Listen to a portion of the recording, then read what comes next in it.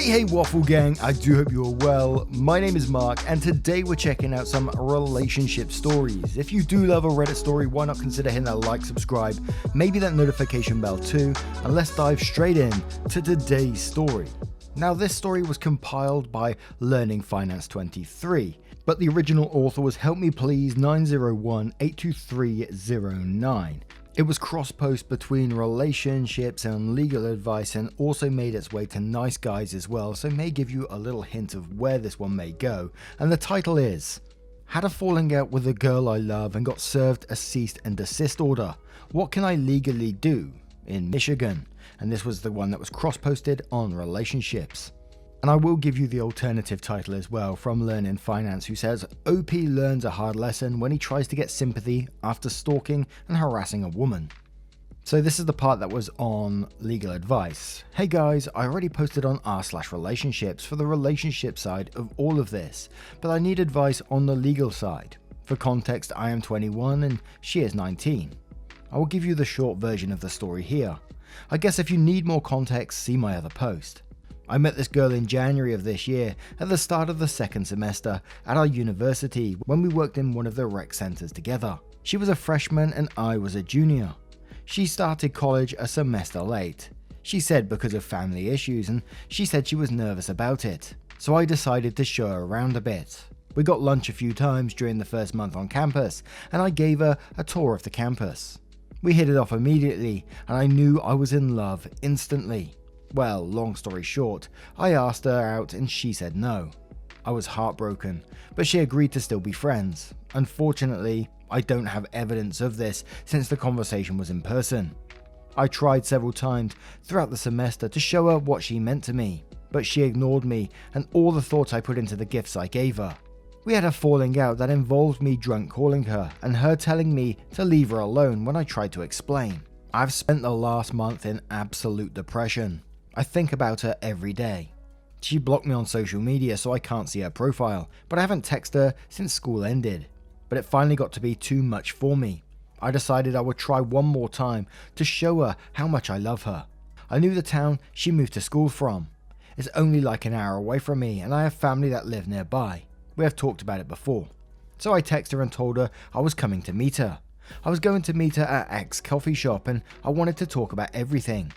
Once again, she couldn't even do me the respect of replying. I checked her Instagram that night and saw that she was out partying that very night. There were pictures of her with alcohol, she is underage, and her wearing skanky clothes. She told me she hated partying. It's like she has become a totally different person. So I did freak out a little. I told her how much I cared and about how awful it was for her to just ignore me like that. That I was going to come to the coffee shop on X day and if she should do me the respect of coming to see me. She never replied, but I got a piece of mail today. It was a fucking cease and desist letter. She said she would seek legal avenues if I didn't stop harassing her. What the fuck, Reddit? I need to know what I can legally do to talk to her and make sure she doesn't understand. I don't want to have to live a life knowing she hates me. From my research, a cease and desist letter isn't legally binding like a restraining order or anything, and I'm not harassing her since I don't have an intent to intimidate or hurt her. So she can't charge me with anything. Is all that true? Do I need a lawyer to respond to a letter? Thanks for all the help and for reading this. And as I said, we have some replies to comments, we have an update as well. I'm not going to tell you what the update's about just yet, but you'll see when you get there. But the edit on this post said, wow, everyone here is talking to me like I am a piece of shit. Just to be clear, I have not contacted her since I got the letter. I'm trying to figure out my next direction. I can't believe a sub specifically dedicated to legal advice is getting so personal. And I can feel like I can pretty much get a feel of the comments already, and it's just like, let it go. This is seriously worrying behaviour. The bit where it got to, like in the second paragraph, I think it was, where it says I was heartbroken but she agreed to still be friends, and then it said, unfortunately I don't have evidence of this since the conversation was in person. I was like, whoa, and I had to take a minute there. And then you was literally stalking her any way you could, finding out, what she's up to on social media, seeing that she's having drinks and the wording saying she was wearing skanky clothes like it was any of your choice to begin with, which I know is not the case, but imagine if she did get into that relationship and your wording there about having skanky clothes, what the relationship may be like. And even when you did receive like this cease and desist letter, you're still trying to find ways around it that you can talk to her. And imagine putting yourself in that girlfriend's shoes. That must be a scary position to be in, that someone's trying this hard to get you and they're still oblivious to what they're actually doing. I don't know if we're going to receive a positive update on this one yet, but we move on to the next section where the poster decides that they're going to argue with some of the comments. One commenter said, "You need to leave this person alone and seek some help. Your post reads like a best of collection for things emotionally unstable people say and do in the build up to seriously dangerous activities. Seriously, get a help from a professional. This kind of behaviour is a one-way ticket to getting expelled from college and arrested. Frankly, you're lucky she hasn't reported you to the school yet, because you're already at serious risk. Run, do not walk away from the situation and never contact this person again." To which OP then responded saying, "I am not a perfect person. No one is, but I am certainly not dangerous, and I wouldn't like to go to her house without her knowing or anything. All I want is to hear it straight from her that she doesn't want to speak to me again." What does a cease and desist letter say? Then another commenter says, "You can cease, then you can desist. Seriously, leave her the fuck alone. She clearly wants nothing to do with you." OP says, "Wait, so is it legally binding or not?" referring to the cease and desist. A deleted user says, "Stop trying to contact her and move the fuck on with your life. You don't own her and she owes you nothing. She's not obligated to talk to you, be friends with you, or even acknowledge your existence." OP replies again saying, "I came here for legal advice, not this. I don't understand why you're even commenting if it's not about the legality of the situation." Learning Finance, the guy who compiled this, then also found some choice comments from OP. One that said, "I deserve a legal recourse for caring. Lol, okay." Then another saying, "How can I end up in jail for trying to reconcile a great friendship? I don't understand." Another comment, "I don't think a reasonable person should feel threatened by this, but hey, that's just me. Maybe the law is weird." Another comment saying, "How can it be harassment if there is no intent to harm or threaten?" Then the post was shared on r/Niceguys, and there's some comments that we'll read from that. And in case you didn't know about Niceguys, it's the community is described as self-proclaimed nice guys are man-children or douches who mistake being spineless and pathetic for nice. Most posts feature men, but posts of anyone who fits the nice guy archetype are allowed. Nice guyness transcends gender and sexuality. This is a light-hearted subreddit for funny, cringy images, not a subreddit for showcasing general acts of misogyny or debating gender roles. The post was titled, "Nice Guy on Legal Advice Gets a Cease and Desist for Following His One True Love to a Hometown," and then shared an image of it. We'll start with Jackson Bateman, who says, "I love how this guy is so obsessed and full on that when trying to figure out his next move, the thought, just don't talk to her anymore, doesn't instantly pop into his head." Mozakite says he wound up on relationships, legal advice, and best of legal advice. He thinks that because he doesn't intend harm, that a cease and desist isn't legally binding, and that she's being rude. I particularly like this charming comment in quotes, "I guess I just always thought it was important to fight for the things you love." Then goes on to say, "the things you love." Signy replies to this saying, "It gets worse. The story he told on legal advice, which is the one we are reading, is the pared down version. While the relationship post was deleted, here's another user's summation." And then a bunch of quotes which we'll go through. "I literally only asked her out once. I don't understand how that is pushing her. I asked Jamie out on a date. She told me she doesn't think about me that way. I even picked her up her favourite drink from Starbucks most days, even though she never asked me to and told me I didn't need to. I asked her to hang out a few times, and she said she was so busy she couldn't. I tried keeping up text message conversations with her, but she would forget to reply a lot. I got her some flowers and a bracelet. She told me she didn't want to accept the flowers or the bracelet. I left her some voicemails about how I loved her. She never replied. I tried Facebook messaging her, Snapchatting her, and even sending her an email asking if she was angry with me or if we could meet up to talk. She never replied. I decided I would go straight to her dorm room. I explained again that I wanted to see her and talk, but she told me to leave her alone. I texted her and told her I was coming to meet her. I was going to meet her at X coffee shop and I wanted to talk about everything. Once again, she couldn't even do me the respect of replying. So I did freak out a little. I told her how much I cared and about how awful it was for her to just ignore me like that I was going to come to coffee shop on X day and if she should do me the respect of coming to see me. She never replied, but I got a piece of mail today. It was a fucking cease and desist letter. That was that small compilation of all those points there. And one more from Zenitram66 who says and quotes, "Wow, everyone is talking to me like I'm a piece of shit." And it says, yeah, because you are a piece of shit. I like how he tries framing the whole vibe of we are meant to be to justify stalking her social media and then judging her behaviour. That's classic, all the while making it seem like that the toll that her behaviour is taking on him is what the true tragedy of the situation is. Gross. Now we're coming back off of Nice Guys and going back to our original post with the update, which says, "Oh boy, I've been wondering for a while whether to post here again or not. I wasn't going to, but I know my last post ended up on a few other subreddits and I actually stumbled across it on my main account on r/niceguys and I read all the comments there. It was rough for me to read this original post, but it was a reminder of what my own mindset and the mindset of so many men like me was. I decided I needed to post again for some closure.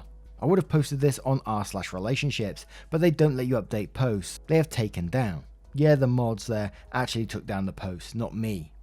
For those who didn't see my original post on r/relationships before it was removed, it included more detail than my last one here. So I'm going to link a thread from Nice Guys from a few people save the text of my relationship post in the comments.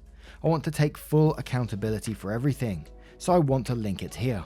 First, I want to assure everyone that I didn't contact that girl ever again. Since I moved, I no longer see her or go anywhere by where she used to live, go to school or work. I don't know if she lives in the same area or goes to the same school. I've avoided getting any information about her at all. The way I acted and the way I hurt her and scared her so much still haunts me. Part of me wants to track her down and apologise, but I know from my classes that 1, that can re-victimise her all over again. 2, it would be a selfish thing to do because it would be to clear my conscience, not make her feel better. If she wants to get closure by talking to me, I'm sure she can find me somehow. And 3, I don't want to make the mistake of using an apology to make her feel manipulated to talking to me again. I learned in my classes that men do that a lot. I don't want to hurt her anymore, so I will work past the guilt while never talking to her again. I was distraught after my last post here. I admit I came here looking for validation, not help.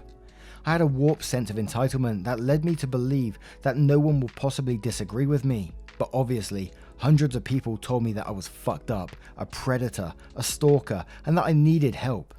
All of those people were right. I don't know what happened, but something clicked in me after seeing those comments, despite how combative and abusive I was in response to the comments. I checked myself into therapy in Michigan the week after I posted here. I knew something was wrong, but I was still in denial. I thought I needed help with heartbreak. I didn't recognize that I actually needed help with identifying and combating my messed up belief systems that I used to justify stalking and victimizing that poor girl. After a few sessions, I started seeing a psychiatrist too. I got on mood stabilizers and I started to realize that something was very, very wrong with the way I was acting. Something that couldn't be cured by medication. After talking it over with my therapist, I decided it would be best for me to move out of state into my aunt's house. Within a month of me posting here, I had moved into her house. After moving, I started the process of transferring to a new school next semester, working full time and continued to take my medication and was transferred to a new therapist. I had a fresh idea of the issues I wanted to work on in therapy. But after a few weeks of having 2 therapy sessions a week, my therapist pointed out to me during a session that I was still exhibiting the same kind of obsessive behaviours over women that earned me a cease and desist letter in Michigan. Though I wasn't stalking anyone at this point, I was just obsessing in my mind, which is still bad, but I wasn't actively victimizing anyone. I realized that in addition to therapy, I needed more help.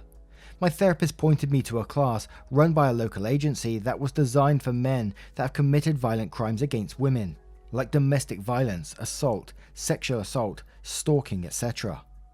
Most of the men in the class are court ordered to go as a condition of their probation and parole, but you didn't have to be court ordered to go, so I signed up voluntarily. I attended a 2-hour class session every week and have been attending for about a month now. The goal of the class is to help us recognize and change abusive and violent behaviors. I know most of you are thinking, what kind of monsters can't recognize violent behavior? People like me. People like me in the last post. I look like a normal person. I grew up in an upper middle class neighborhood. Monsters come in all shapes and sizes, and I fooled myself by saying, because I didn't look like an abuser, or because I wasn't like the abusers I saw on TV, that I wasn't one. But I am. I can't take back what I've done, but I can promise myself I will never victimize anyone else again. In conclusion, a lot of change for me in 3.5 months. I want to say that I do not blame my behavior on my mental illness or anger or the media or whatever. I made a conscious decision to stalk and terrorize another human being because I thought I had the right to dictate how others interact with me.